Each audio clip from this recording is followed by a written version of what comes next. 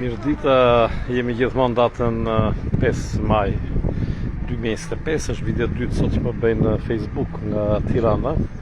Natyrisht do i ngarkoj pastaj në YouTube këtë video.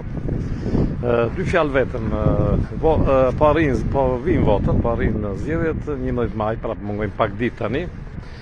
Unë një sugjerim do t'ju jepja gjithë atyre që më besojnë mua, për cilin do të votojmë. Vota duhet jetë një votë më shumë patriotike, këtë radhë se sa të mendoni të zgjidhni personat e kujtjona se ky është më i mirë se tjetri, ky është më i ndershëm se tjetri, sepse këtu duket që tashmë në Shqipëri ka dalë jashtë kontrollit kjo punë e ndershmërisë. Domethënë, unë e vërej sa që vinë Tiranë ka një arrogancë në nivele shumë më të larta se sa në vendet ku jetojmë ne, se sa në Itali, po themi në Rom. Njerëzit janë shumë më arrogantë, më besoni. Janë shumë më që duan t'ja hedhin njëri tjetrit, pra duan të mashtrojnë njëri tjetrin, duan të gënjejnë njëri tjetrin, pra ka një rënje, një degradim moral të tmerrshëm faktikisht. T'ju them sinqerisht, domethënë njerëzit janë më prezuntuozë, më mendjemëdhenj se sa aty ku jemi neve, tjetër ka shumë gjëra, domethënë që Shqipëria është mbërthyer nga këto fenomene negative që dikur nuk kanë qenë të tilla. Është një degradim moral, pra duhet një lloj revolucioni edukativ, kulturor, me fillëze ndryshme, me fillë gjëra do ecin gjithmonë më keq për mendimin tim. Gjithmonë unë mendoj kështu. Ka një mungesë komunikimi midis njerëzve, e thënë me pak fjalë, duam t'ja hedhin njëri tjetrit, duam t'ja hedhin me çdo kusht. Pra duket kjo është e përgjithshme. Në momentin që i preket interesi dikujt nga dikush tjetër, shpërthen arroganca, shpërthen dhuna, shpërthen gjithçka. Është kjo, për këtë duhet me votu.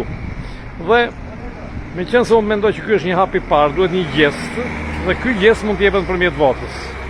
Jo se Ilir Meta ishte burr më i mirë se sa të tjerët, absolutisht jo. Por vetëm për faktin që Ilir Meta u tërhoq zvarr si ish presidenti i Republikës dhe për faktin që ai ndodhet në burg, me fjalë unë them që vota për Ilir Meta është një votë patriotike, më shumë është një votë që neve të ndryshojmë, duke filluar nga gjithë secili prej nesh, ta shohim ndryshimin tek vetja jonë herë në fillim. Dhe që të votosh do të bësh një gjest, të votosh një njerëz i cili ndodhet mbrapa hekurave në burg i keq trajtuar në atë mënyrë, është një gjest i rëndësishëm që tregon që secili prej nesh kërkon të korrigjohet nga kjo rruga e mëkateve të mëdha që i kemi thelluar gjithmonë më tepër mbas 1990-s. Pra kemi hyrë në këtë rrugën e xhunglës, mendoni, në Shqipëri në bisedat që bëhen për lokale bisedohet vetëm për para dhe vetëm për vota. Kjo s'është e drejtë. Nuk është jeta vetëm vota dhe vetëm para, me fjalë, është degraduar gjithçka me fjalë.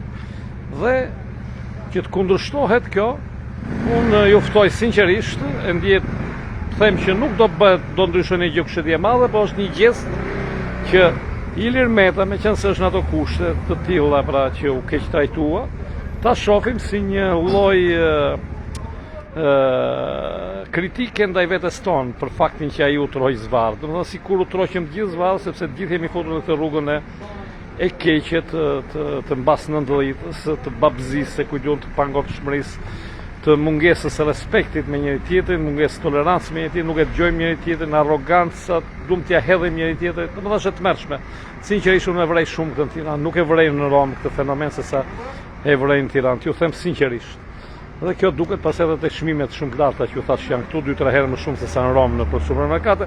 Dhe kur ti ja u thua shqiptarëve këtë, kujtojnë sikur ti po ju jep mend se emigrante, pse sikur aty tek juve është më mirë, kujtojnë fillon ky debati i mungesës së respektit. Domethënë nëse unë them që këtu është kjo situatë, e them sepse e shoh.